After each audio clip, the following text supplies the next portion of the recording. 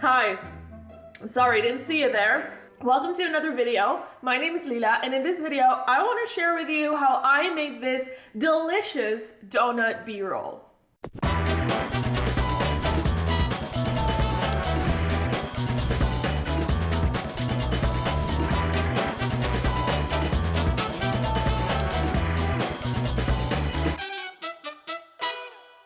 Confession time, I did not shoot that B-roll. This donut is not that donut. I actually faked it. This morning, I hopped on my bike and I went to the nearest Dunkin' Donuts store. I walked to the Dunkin' Donuts, I ordered a donut, I bought the donut, and that is how we got here. This Daniel Schiffer-inspired B-roll was actually all stock footage that I found on a website called ArtGrid. Now this video is not sponsored by ArtGrid, but they did reach out to me and ask me if I wanted to try out their library, and I was like, heck yes, of course I want to. But I have to admit that at first I was a little apprehensive because when I think of stock footage, I think of these stereotypical, horribly staged, fake smiling actors.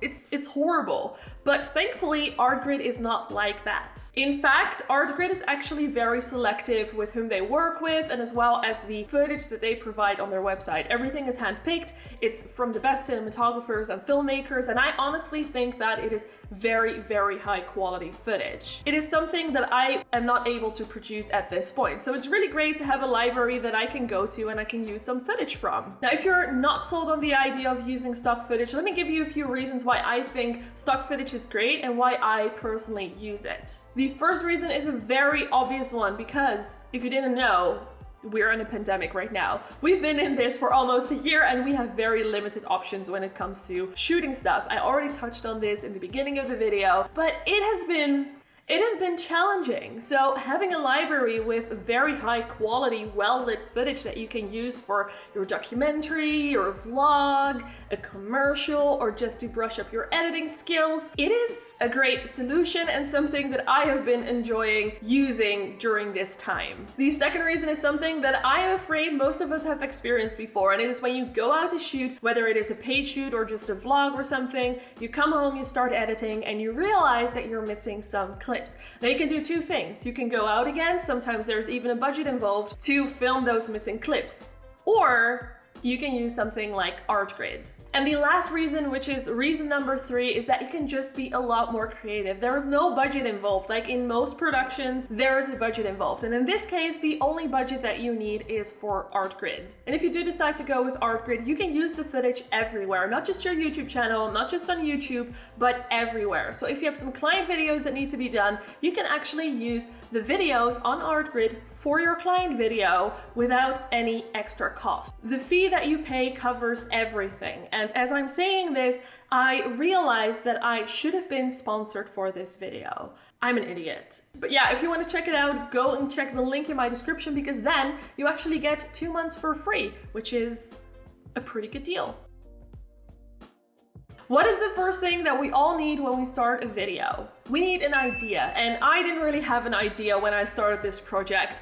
All I knew was that I wanted something fun and I wanted something positive. So naturally, I wanted something food related. And instead of looking for music first, I decided to go on ArtGrid and see what ArtGrid had to offer. When I typed in artgrid.io, I landed on their homepage and there was already a very nice selection of clips.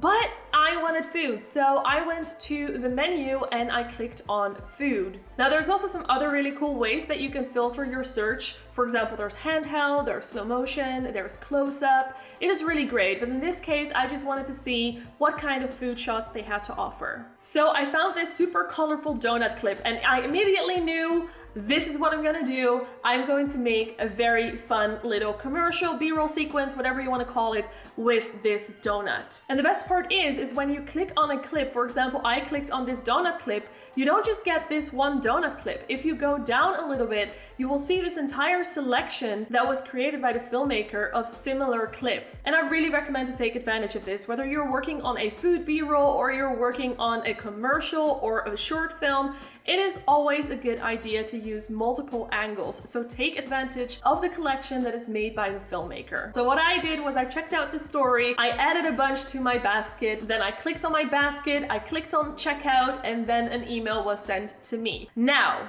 I am way too impatient for that, so what I did was I clicked on Lila's footage and I downloaded the clips from there.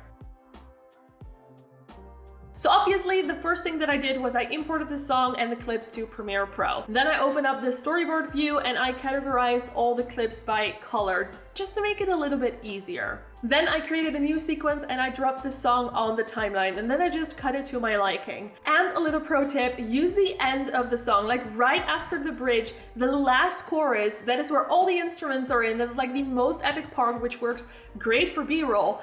And you also get a nice clean ending. What I did then was I created some markers by hitting M on my keyboard, and I reviewed every clip and dropped a lot of those small bits on the timeline, and that is where the puzzle began. So I moved clips around and I wanted to see what works best with the music. Because this is stock footage, it is actually quite challenging to make this look really interesting.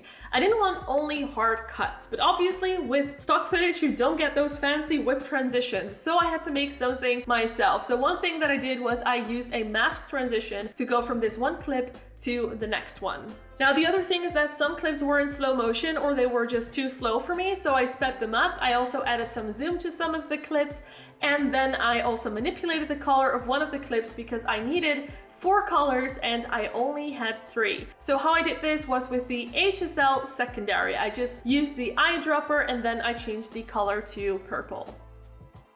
Since we're talking about the HSL secondary, let's stick to the topic of color grading and talk about what I did for this video. In my opinion, the clips looked a little bit flat and I wanted the vibe to be positive and fun, so I needed the colors to pop a lot more. So in the color workspace, I made some adjustments and then I used one of my own LUTs.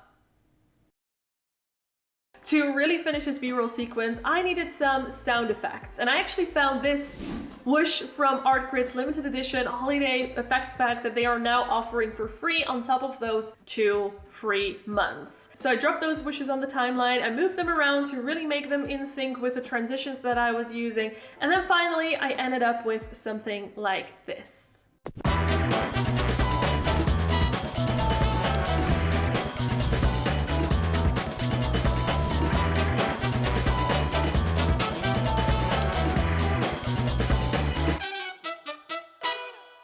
I really hope that this editing breakdown inspired you for your next project or for your current project. And if you're interested in using stock footage, then definitely make sure to check the link in the description. And while you're down there, also make sure to hit the subscribe button and the notification bell so you don't miss out on new videos.